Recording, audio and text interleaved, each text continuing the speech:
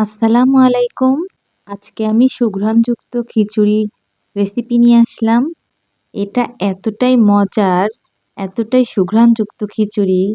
এই খিচুড়িটা একবার যে রান্না করে খাবে আজীবন এটার স্বাদ ভুলতে পারবে না।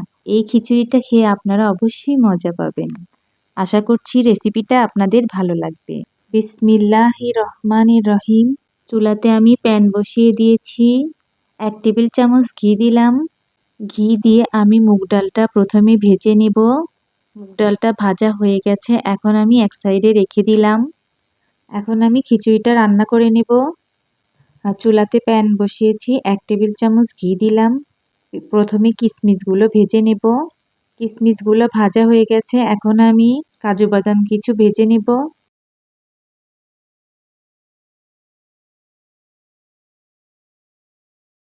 কাজু বাদাম ভাজা হয়ে গেছে, এখন আমি পেঁয়াজ বেরেস্তা করে নেব।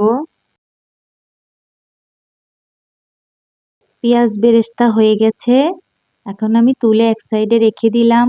আমি একটু তেল দিয়েছি, পেঁয়াজ কুচি দিলাম কিছু, কাঁচামরিচ ফালি দিলাম,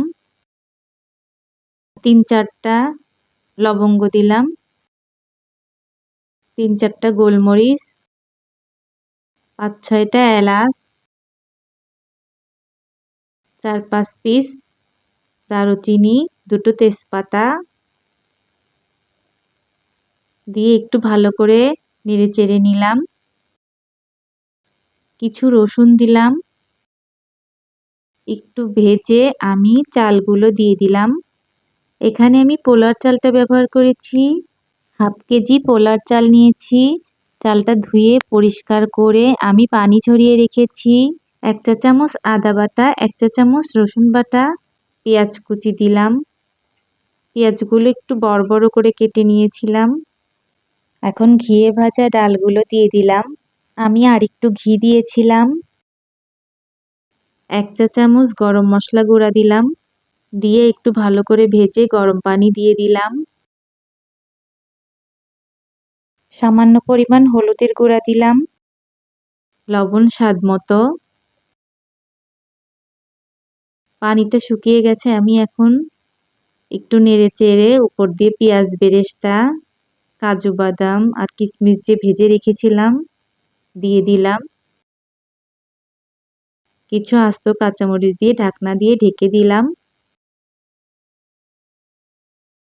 কিছুক্ষণ পর আমি ঢাকনা খুলে সবকিছু মিশিয়ে ভালো করে নেড়ে চেড়ে আমি আবার ঢাকনা দিয়ে দমে বসিয়ে রাখলাম 10 মিনিটের জন্য।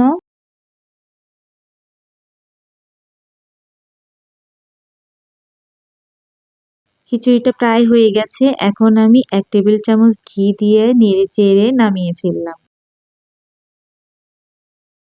তৈরি হয়ে গেল সুস্বাদু সুঘ্রাণযুক্ত খিচুড়ি।